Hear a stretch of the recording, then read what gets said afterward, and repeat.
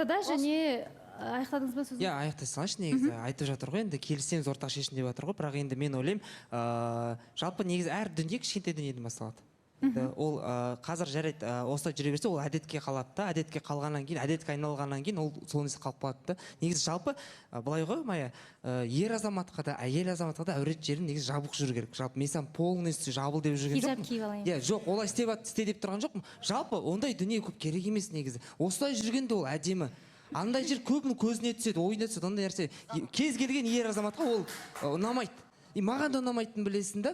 Мен көп дүние сұрап жатқан жоқпын, бәрі сұрап жатқан жоқ. Сол нәрсені ғана сәл нетсем болады. Екеуміз сөйлестік қой. Сіз өзіңіз жарайды деп келістіңіз ғой. Жоқ, жарайды дегенде, мен бірден жарайды деген жоқ, мен айттым, уақыт келеді, соны тый деп айттым. Дұрыс па? Киімде тұрған ештеңе жоқ. Үйленген адамдар орамалда қыздарды алып қатырып жатқан жоқ. Сондықтан да именно жоқ, мен айтып негізі киімде тұрған ештеңе жоқ дейсің ғой. Ашық конфетке құрт құмырсқа шыбын шерке үймең болады. Сондықтан киім деген нәрсе әрдайым ол Джонни айтып кеткен сияқты қыз бала болсын, ер бала болсын, әуретін жабатын өте құнды нәрсе деп ойлаймын. Сондықтан ондай нәрселерге қатты акцентпен жаңағыдай өте мұқият қараған жөн деп ойлаймын. Маған әдемі тұрды екен, менің мына жерім бар деп, ол нәрсені қайта-қайта кие берген дұрыс емес. Ол мүлдем қателік деп ойлаймын. Именно мен қайта-қайта кимеймін. Вот именно арасында болады. Арасында да болмау керек сияқты негізі. Ол сіз мен жігітім емессіз ғой енді. Жоқ, мен жалпылама тұрғыда айтып жатырмын. Мен саған айтып жатқан жоқ, мен жалпылама тұрғыда айтып жатырмын. Ертең өзіңіздің қызыңызға айтасыз. Балауса ханым тура өстіп айтатын балдарды түсінбеймін да. Ашық киімбе бірдеңе сірдеңе деп қыздарға кәдімгі запретін қойып тастайды да. Бірақ өздерінің көздері сондай қыздарға түседі. Всегда сондай қыздарға қарап жүреді да. Мына жерде енді өтірік ақылды болып қызға көзге түседі. Қара, неге көзге түседі? Себебі олар ашық жүргеннен кез келген адам қарайын деп қарамайды ғой. Алдан өткеннен көзіне түседі. Өзінен бастау керек. Жат жанынан түнетеді, адам өзінен бастау керек. Егер адам өзінен басса, бәрі дұрыс болады сияқты. Вот именно сізде өзіңізден бастап өзіңіздің мен айтып жатырмын ғой сол дүниені енді. Балауса ханым, негізі мен жауап бере салайыншы. Жоқ, енді ер адам болғаннан кейін, еркек адам болғаннан кейін, негізі ер адамның көзі жылтырға әуес болады. Ол нәрсеге түсіп кетіп жатады. Бірақ қыз баласы оны не үшін киеді деген сұрақта, әлбетте оны көрсету үшін, халыққа бір әшкере жасау үшін киеді деген сияқты арам ой міндетті түрде болады. Сондықтан қыз бала жабынса, ол нәрсе әдемі. Біз де қарамаймыз деген сияқты ғой. Енді ашық тұрған нәрсеге қарайық та деген принцип. Қалып кетті ғой енді. Әсем жауабыңызды берсеңіз беріңіз, содан кейін Аида. Жоқ, жалпы сол ойым. Жақсы, Аида. Жоқ, енді Балауса ханым мынандай нәрсе ғой. Адаммен тамақты салыстыру ол вообще екі бөлек нәрсе сияқты ше. Вообще андай сәл расул мысалды келтіргенде де бір басқаша келтіріп үйренесің ау деймін. Одан кейін де мына жерде Жәнібек жаңағы маған ұнамайды, әулетті жер бірдеңе деп жатқан адам, алдыңғы күні ғана мен сәл бір ашық киініп қалып едім, ойбай деп маған комплиментті өлтіріп тұрып айтқан адам, білмеймін, ортаға шығып қазір басқаша сөйлеп отырды.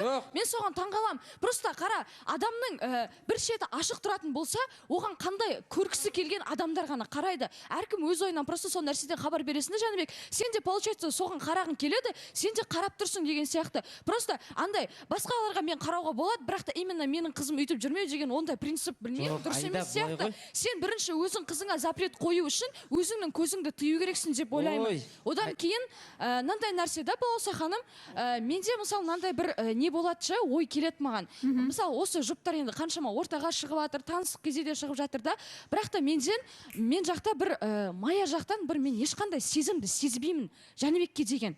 Бір сезім жоқ сияқты, Маяға бәрібір сияқты. Мынау жұптық па, таныстық па, не Жәнібекті қызғанбайды. Әңгімесін айтып жатыр ғой енді.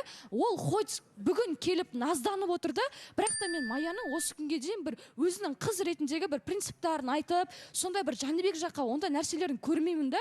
Мен ойлаймын, Майя жақтан да бір ешқандай сезім жоқ, оны Жәнібек те жақсы білетін сияқты. Жәнібек те Маяның оған жақсы көріп тұрғанында, точнее жақсы көрмей тұрғанында бәрін біліп тұрған сияқты. Мен ойыма андай бір ой келеді.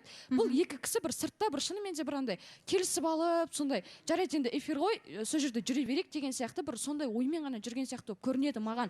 Саған Жәнібек Балауса ханым, негізі айтады ғой, мысалы мен ойлаймын да, ара қатынасқа дейін сен и так свободно жүреді қыз да, ұл да, дұрыс па? Сен ара қатынасқа дейін и так та киесің, жүресің деген сияқты нәрсе да, бірақ уже ара қатынасқа келдің ба, уже автоматически серьезность деген өзің түсінесің ғой, например, осы жігітті жақсы көріп қалды ма, осыған тұрмысқа шығатын сияқты ма деген кезде ол уже автоматически қойылатын нәрсе. Мысалы жаңа айтылып жатыр ғой, басқа қыздарға қара, анау мынау деген сияқты қылып. Басқа қыздар ол басқа. Алишер, сұрақ қойыншы, ал өзінің адамын тапқанға дейін қыз не үшін қысқа киінеді деп ойлайсыз? Мен енді ол жағын балаусақаны білмеймін мен. Ол комфорт енді. Қыздар жігіттерге көріну үшін киінеді дегенге келіп қалды қазір. Онда өздері үшін киінеді. Жоқ, балаусақан мен олай ойлаған жоқпын. Алла тұр ғой. Просто и так ол киім деген нәрсе, мысалы, көбінесе айтады, мен солай киім келеді, киім ұнайды дейді, например. Бірақ енді сен уже арақатынас деген ол бір адамның нәрсесі емес қой. Мысалы, қыздар айтқан кезде қалай, жаңағындай ақша жоқ кезде, ойбай жұмыс істе онда бейт дегенге тура сол сияқты нәрсе еркектер де айтады. Онда сен қысқа киінбе деген сияқты қылып. Өйткені ол сенің қасыңдағы адамың басқа еркек қараған қаламайсың, по-любому, былайынан кейінді. Ал ұзын киіп жүрген кезде басқа еркек қарамайды оны. Мысалы, сен де айтып жатсың ғой жаңағыдай, менде болған сияқты. Енді ол болған нәрсеңді көрсету, ол абырой деп ойламаймын. киім емес, бар болғаннан кейін көрінеді дедім. Одан кейін қазір айтып жатсыз ғой, қасыңда ұзын киіп жүргеннен кейін анау сіздерде ол кезде қызғаныштарыңыз өшеді, қызығушылықтарыңыз кетеді. Сосын солай киініп жүрген қыздарға барасыздар да қараңыз, қасыңызда қызыңыз жайнап жүруге болмайды. Неге ол жайнап жүрмеу керек? Неге сіз басқа қыздарға потом қарауыңыз керек? Жүре бер, бірақ прямо ашық емес қой, әртүрлі киімдер болады. Енді солай киініп жатырмын ба? Мысалы, мына образын әдемі. Білесіз ғой мен қалай киінетінімді. Негізі арақатынас басталғаннан кейін еркек те әйел де өзгеру керек деп ойлаймын. Болды. Осы жағынан да, мысалы, еркек адам сені жақсы көріп, жаңа қыз мысалы жақсы көрдің ба, болды, мен осыға тұрмысқа шығамын дедім ба, сен по-любому еркегің айтқаныңа көнуің керексің деп ойлаймын да мен. Мысалы, сен де оған айтасың, Жәнібек, сен мына жеріңді өзгерт десең, жоқ, мен өзгертпеймін деп ол жүрмейді. Ол да өзгереді. Осы бір-біріңді тыңдау, взаимность деген нәрсе ғой, махаббат деген сен бір-бірің үшін тұратын нәрсе. Ал ол уже қыздар ойлайды типа, бұл мені киіндірмеді, болды, бұл мені андай құл қылып ұстайды, анау қылып ұстайды деген сияқты қылып ше. Мен ойлаймын да, если сен өзің ол бастан ол жігітті білдің ба, қазақи екенін ше, ондай жігіттер қарамайтын жігіттер де бар. Если сен басынан білдің ба, ол қазір маған запрет қояды десең, онда жүрмей ақ қой сондай жігітпен. Өзің де сондай жігітті таңдайсың, бірақ жүресің қырсығып. Жаңа балаусақан, сен айтып қалдың ғой, қызғаныш деген әңгімені. Сол қызғаныштан кейбір адамдар жалығып кетеді. Қызғаныштан. Сол қызғаныш ішін өртеп, маған бұндай қыз керек емес деген нәрсе де келуі мүмкін. Сол жақты да ойлап көру керек. Бірақ барлығын тек киімге байланысты тіпті екіге кетеді деуге келмейді ау. Себебі мен ойлаймын, мысалы, сіз аягөзді жақсы көрдіңіз, иә? Қысқа кисе де, ұзын кисе де сіз жақсы көресіз. Қысқа кимеген. Сонда ұзын киген үшін ғашықпын деп айта алмайсыз? Жоқ, ұзын киген емес. Бізде қалай болды? Бұл да киген енді кезінде біз танысқан кезде да. Бірақ мен мысалы айттым, мен киме анау-мынау деп басқалар сияқты бүйтіп мазғысын трепать етпеймін. Мен айттым, маған ұнамайды дедім, болды. Ары қарай уже қыздың ақылы. Бұл өзі ақыл істеді да. Болды, бұл мен жігітіме ұнамайды деген. Қарым-қатынастан аяғы көзді сіз нақты қысқа киінген үшін немесе ұзын киінген үшін ғашық болған жоқсыз ғой? Иә, адам сіз жақсы көрдіңіз, яғни ол бір өзгеретін нәрсе, әркімнің өз талғамы бар. Мен қазір қысқа киюді күттеп жатқан жоқпын. Бірақ менің айтарым, ол ең бастысы, және қыз жігіт сол арқылы ғашық болуы мүмкін, немесе сол арқылы ой өзгеріп кетуі мүмкін, және сол қыз мысалы ашық киінсе, иә қарайды, сонымен бірге болады деген сөз емес. Жоқ, ол просто андайға балаусақан. Немесе ұзын киінсе де ғашық болады деген сөз. Ол нәрсені түсінетін жігіттер де бар. Түсінетін нәрсе. Мысалы, қысқа киінсең де ештеңе демейді. Оған нормально да, мысалы, ол нормально, ол бөлінеді. Бірақ Жәнібек ондай адам болып тұрған жоқ та, Жәнібекке это некомфортно, мысалы да. Сен үшін ұрыс бола береді деген нәрсе ғой, негізі. Ұрыстың алдын алу. Ой, айтатын нәрсе көп сияқты. Ақтөреде тек